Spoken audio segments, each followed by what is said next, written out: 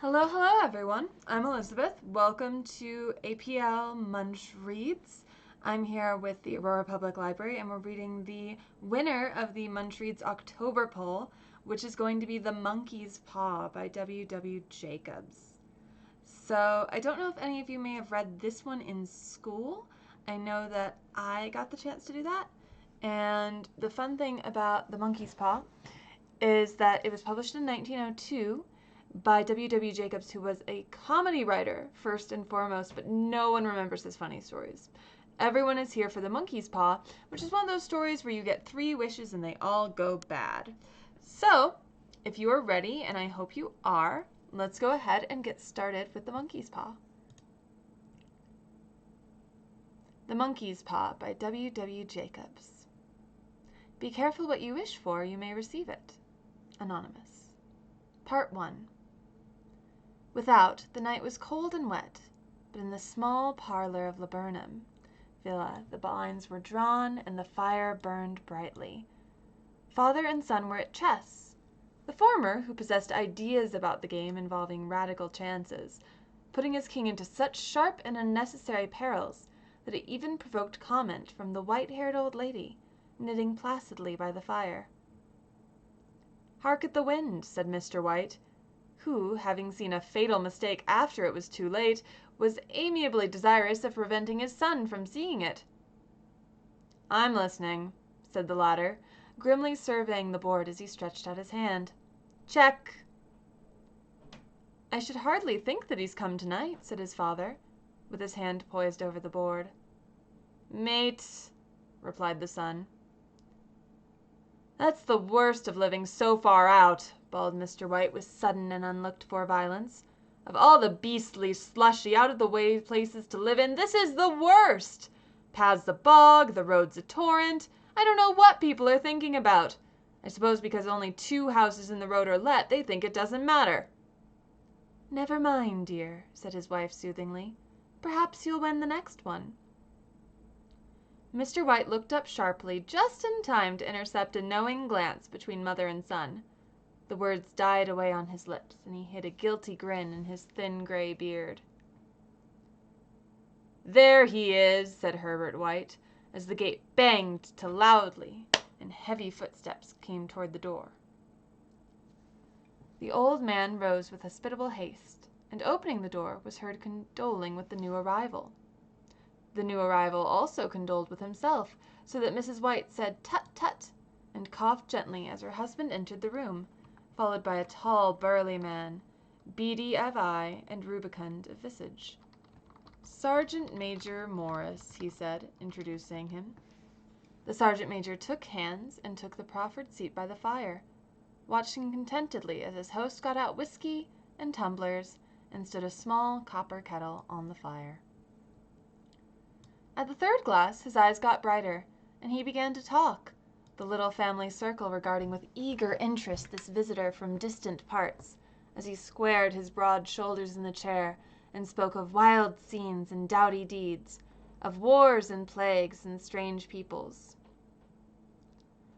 21 years of it," said Mr. White, nodding at his wife and son. "When he went away he was a slip of a youth in the warehouse. Now look at him." "He don't look to have taken much harm," said Mrs. White politely. "I'd like to go to India myself," said the old man, "just to look round a bit, you know." "Better where you are," said the sergeant major, shaking his head. He put down the empty glass and, sighing softly, shook it again. "Well, I should like to see those old temples and fakirs and jugglers," said the old man. "What was that you started telling me the other day about a monkey's paw or something, Morris?" "Nothing," said the soldier hastily. "Leastways nothing worth hearing." "Monkey's paw?" said Mrs. White curiously. "Well, it's just a bit of what you might call magic, perhaps," said the sergeant major offhandedly. His 3 listeners leaned forward eagerly. The visitor absent-mindedly put his empty glass to his lips and then set it down again. His host filled it for him. "To look at," said the sergeant major, fumbling in his pocket, "it's just an ordinary little paw dried to a mummy." He took something out of his pocket and proffered it. Mrs. White drew back with a grimace, but her son, taking it, examined it curiously. "And what is there special about it?" inquired Mr. White as he took it from his son, and having examined it, placed it upon the table. "It had a spell put on it by an old fakir," said the sergeant major, "a very holy man. He wanted to show that fate ruled people's lives, and that those who interfered with it did so to their sorrow. He put a spell on it so that 3 separate men could each have 3 wishes from it." His manner was so impressive that his hearers were conscious that their light laughter jarred somewhat. "Well, why don't you have 3, sir?" said Herbert White cleverly. The soldier regarded him in the way that middle age is wont to regard presumptuous youth. "I have," he said quietly, and his blotchy face whitened. "And did you really have the 3 wishes granted?" asked Mrs. White. "I did," said the sergeant major, and his glass tapped against his strong teeth. "And has anybody else wished?" persisted the old lady. "The first man had his 3 wishes, yes," was the reply. "I don't know what the first 2 were, but the 3rd was for death. That's how I got the paw." His tones were so grave that a hush fell upon the group. "Well, if you've had your 3 wishes, it's no good to you now, then, Morris," said the old man at last. "What do you keep it for?" The soldier shook his head. "Fancy, I suppose," he said slowly. "I did have some idea of selling it, but I don't think I will. It has caused enough mischief already. Besides, people won't buy. They think it's a fairy tale, some of them, and those who do think anything of it want to try it first and pay me after." "If you could have another 3 wishes," said the old man, eyeing him keenly, "would you have them?" "I don't know," said the other. "I don't know." He took the paw, and dangling it between his forefinger and thumb, suddenly threw it upon the fire. White, with a slight cry, stooped down and snatched it off. "Better let it burn," said the soldier solemnly. "Well, if you don't want it, Morris," said the other, "give it to me." "I won't," said his friend doggedly. "I threw it on the fire. If you keep it, don't blame me for what happens. Pitch it on the fire again like a sensible man." The other shook his head and examined his new possession closely. "How do you do it?" he inquired. "Hold it up in your right hand and wish aloud," said the sergeant major. "But I warn you of the consequences." "Sounds like the Arabian Nights," said Mrs. White, as she rose and began to set the supper. "Don't you think you might wish for 4 pairs of hands for me?" Her husband drew the talisman from his pocket, and then all 3 burst into laughter as the sergeant major, with a look of alarm on his face, caught him by the arm. "If you must wish," he said gruffly, "wish for something sensible." Mr. White dropped it back in his pocket, and placing chairs, motioned his friend to the table. In the business of supper, the talisman was partly forgotten, and afterward the 3 sat listening in an enthralled fashion to a second installment of the soldier's adventures in India.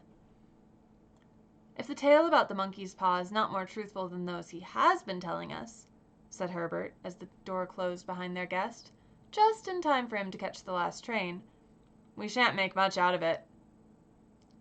"Did you give him anything for it, father?" inquired Mrs. White, regarding her husband closely. "A trifle," said he, coloring slightly.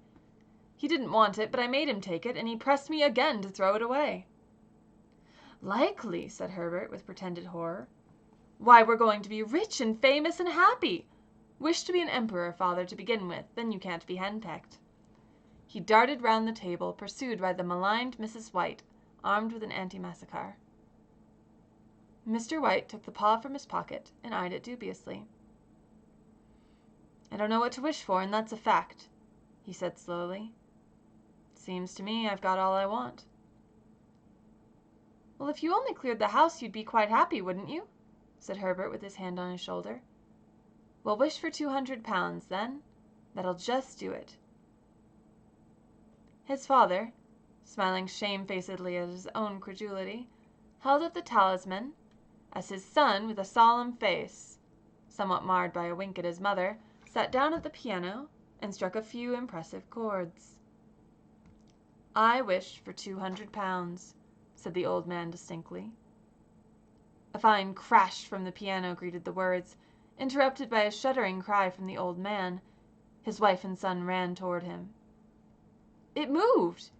he cried, with a glance of disgust at the object as it lay on the floor. "As I wished, it twisted in my hand like a snake." "Well, I don't see the money," said his son as he picked it up and placed it on the table, "and I bet I never shall." "It must have been your fancy, father," said his wife, regarding him anxiously. He shook his head. "Never mind, though, there's no harm done, but it gave me a shock all the same." They sat down by the fire again while the two men finished their pipes. Outside the wind was higher than ever, and the old man started nervously at the sound of a door banging upstairs. A silence, unusual and depressing, settled upon all three, which lasted until the old couple rose to retire for the night. "I expect you'll find the cash tied up in a big bag in the middle of your bed," said Herbert, as he bade them good night, "and something horrible squatting on top of the wardrobe, watching you as you pocket your ill-gotten gains. Woo!" He sat alone in the darkness, gazing at the dying fire and seeing faces in it. The last face was so horrible and so simian that he gazed at it in amazement. It got so vivid that, with a little uneasy laugh, he felt on the table for a glass containing a little water to throw over it. His hand grasped the monkey's paw, and with a little shiver, he wiped his hand on his coat and went up to bed. In the brightness of the wintry sun next morning, as it streamed over the breakfast table, he laughed at his fears. There was an air of prosaic wholesomeness about the room, which it had lacked on the previous night, and the dirty, shriveled little paw was pitched on the sideboard with a carelessness which betokened no great belief in its virtues. "I suppose all old soldiers are the same," said Mrs. White. "The idea of our listening to such nonsense! How could wishes be granted in these days? And if they could, how could £200 hurt you, father?" "It might drop on his head from the sky," said the frivolous Herbert. "Morris said the things happened so naturally," said his father, "that you might, if you so wished, attribute it to coincidence." "Well, don't break into the money before I come back," said Herbert as he rose from the table. "I'm afraid it'll turn you into a mean, avaricious man, and we shall have to disown you." His mother laughed, and following him to the door, watched him down the road, and returning to the breakfast table, was very happy at the expense of her husband's credulity. All of which did not prevent her from scurrying to the door at the postman's knock, nor prevent her from referring somewhat shortly to retired sergeant majors of bibulous habits when she found that the post brought the tailor's bill. "Herbert will have some more of his funny remarks, I expect, when he comes home," she said as they sat at dinner. "I dare say," said Mr. White, pouring himself out some beer. "But for all that, the thing moved in my hand. That I'll swear to." "You thought it did," said the old lady soothingly. "I say it did," replied the other. "There was no thought about it. I had just— What's the matter?" His wife made no reply. She was watching the mysterious movements of a man outside, who, peering in an undecided fashion at the house, appeared to be trying to make up his mind to enter. In mental connection with the £200, she noticed that the stranger was well dressed, and wore a silk hat of glossy newness. 3 times he paused at the gate and then walked on again. The 4th time he stood with his hand upon it, and then with sudden resolution flung it open and walked up the path. Mrs. White at the same moment placed her hands behind her, and hurriedly unfastening the strings of her apron, put that useful article of apparel behind the cushion of her chair. She brought the stranger, who seemed ill at ease, into the room. He gazed at her furtively, and listened in a preoccupied fashion as the old lady apologized for the appearance of her room and her husband's coat, a garment which she usually reserved for the garden. She then waited, as patiently as her sex would permit, for him to broach his business, but he was at first strangely silent. "I was asked to call," he said at last, and stooped and picked a piece of cotton from his trousers. "I come from Ma and Megan's." The old lady started. "Is anything the matter?" she asked breathlessly. "Has anything happened to Herbert? What is it? What is it?" Her husband interposed. There, there, mother, he said hastily. Sit down and don't jump to conclusions. You've not brought bad news, I'm sure, sir. And he eyed the other wistfully. I'm sorry, began the visitor. Is he hurt? Demanded the mother wildly.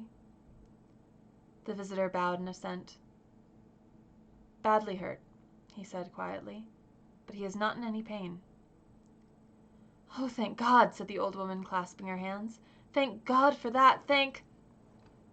She broke off suddenly, as the sinister meaning of the assurance dawned upon her, and she saw the awful confirmation of her fears in the other's averted face. She caught her breath, and turning to her slower-witted husband, laid her trembling old hand upon his. There was a long silence. He was caught in the machinery, said the visitor at length in a low voice. Caught in the machinery, repeated Mr. White in a dazed fashion. Yes. He sat staring blankly out at the window, and taking his wife's hand between his own, pressed it, as he had been wont to do in their old courting days, nearly 40 years before. He was the only one left to us, he said, turning gently to the visitor. It is hard. The other coughed, and, rising, walked slowly to the window. The firm wished me to convey their sincere sympathy with you in your great loss, he said without looking round. I beg that you will understand I am only their servant, and merely obeying our orders. There was no reply. The old woman's face was white, her eyes staring, and her breath inaudible. On the husband's face was a look such as his friend the sergeant might have carried into his first action. I was to say that Ma and Meggins disclaim all responsibility, continued the other. They admit no liability at all, but in consideration of your son's services, they wish to present you with a certain sum as compensation. Mr. White dropped his wife's hand, and, rising to his feet, gazed with a look of horror at his visitor. His dry lips shaped the words. How much? 200 pounds, was the answer. Unconscious of his wife's shriek, the old man smiled faintly, put out his hands like a sightless man, and dropped a senseless heap to the floor. 3. In the huge new cemetery, some 2 miles distant, the old people buried their dead, and came back to a house steeped in shadow and silence. It was all over so quickly that at first they could hardly realize it, and remained in a state of expectation as though of something else to happen. Something else which was to lighten this load, too heavy for old hearts to bear. But the days passed, and expectation gave place to resignation, the hopeless resignation of the old, sometimes miscalled apathy.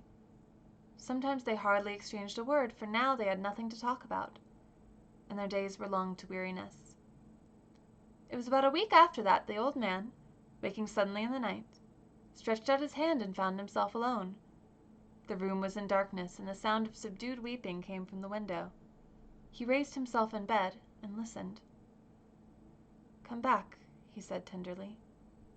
You will be cold. It's colder for my son, said the old woman, and wept afresh. The sound of her sobs died away on his ears. The bed was warm, and his eyes heavy with sleep. He dozed fitfully, and then slept until a sudden wild cry from his wife awoke him with a start. The paw, she cried wildly. The monkey's paw. He stared up in alarm. Where is it? What's the matter? She came stumbling across the room toward him. I want it, she said quietly. You've not destroyed it? It's in the parlor on the bracket, he replied, marveling. Why? She cried and laughed together, and bending over, kissed his cheek. I only just thought of it, she said hysterically. Why didn't I think of it before? Why didn't you think of it? Think of what? He questioned. The other 2 wishes, she replied rapidly. We've only had one. Was that not enough? He demanded fiercely. No, she cried triumphantly. We'll have one more. Go down and get it quickly, and wish our boy alive again. The man sat up in bed and flung the bedclothes from his quaking limbs. Good God, you're mad, he cried aghast. Get it, she panted, and get it quickly, and wish... Oh, my boy, my boy! Her husband struck a match and lit the candle. Get back to bed, he said unsteadily. You don't know what you're saying. We had the first wish granted, said the old woman feverishly. Why not the second? A coincidence, stammered the old man. Go get it and wish, cried his wife, quivering with excitement. The old man turned and regarded her, and his voice shook. He has been dead 10 days, and besides I would not tell you else, but I could only recognize him by his clothing. If he was too terrible for you to see then, how now? Bring him back, cried the old woman, and dragged him toward the door. Do you think I fear the child I have nursed? He went down in the darkness and felt his way to the parlor, and then to the mantelpiece. The talisman was in its place in a horrible fear that the unspoken wish might bring his mutilated son before him ere he could escape from the room seized upon him. And he caught his breath as he found that he had lost the direction of the door.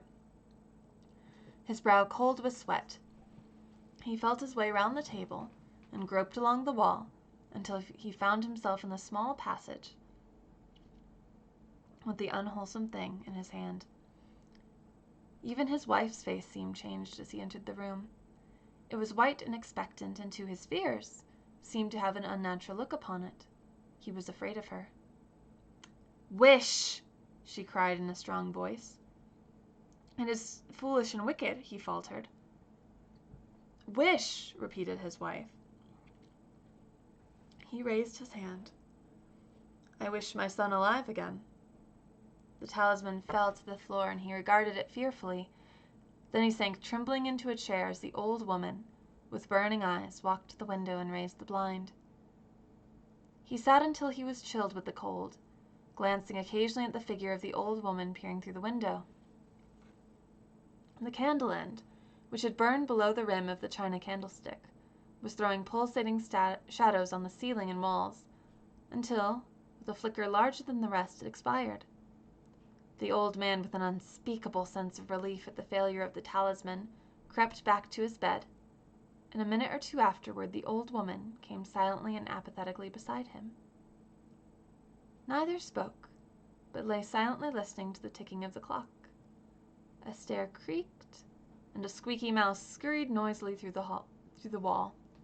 The darkness was oppressive, and after lying for some time screwing up his courage, he took the box of matches, and striking one, went downstairs for a candle. At the foot of the stairs the match went out, and he paused to strike another, and at the same moment a knock, so quiet and stealthy as to be scarcely audible, sounded on the front door. The matches fell from his hand and spilled in the passage. He stood motionless, his breath suspended until the knock was repeated. Then he turned and fled swiftly back to his room, and closed the door behind him. A third knock sounded through the house. "What's that?" cried the old woman, starting up.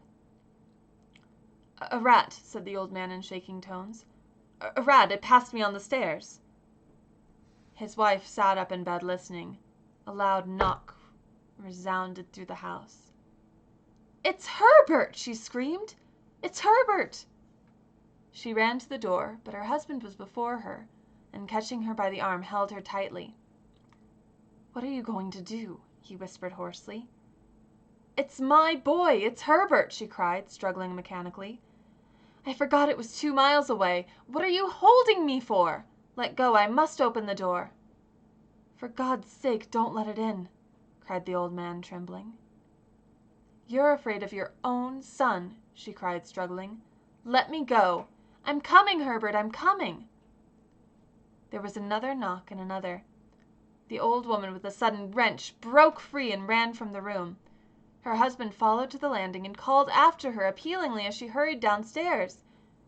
He heard the chain rattle back and the bottom bolt drawn slowly and stiffly from the socket. Then the old woman's voice, strained and panting. "The bolt!" she cried loudly. "Come down, I can't reach it." But her husband was on his hands and knees, groping wildly on the floor in search of the paw. If he could only find it before the thing outside got in. A perfect fusillade of knocks reverberated through the house, and he heard the scraping of a chair as his wife put it down in the passage against the door. He heard the creaking of the bolts as it came slowly back, and at the same moment he found the monkey's paw and frantically breathed his third and last wish. The knocking ceased suddenly, although the echoes of it were still in the house. He heard the chair drawn back and the door opened. A cold wind rushed up the staircase, and a long, loud wail of disappointment and misery from his wife gave him courage to run down to her side and then to the gate beyond. The street lamp flickering opposite shone on a quiet and deserted road. Thank you for tuning in to Munch Reads. Happy Halloween! I hope you have a good day and don't wish on any mysterious monkey's paws. Bye, everyone.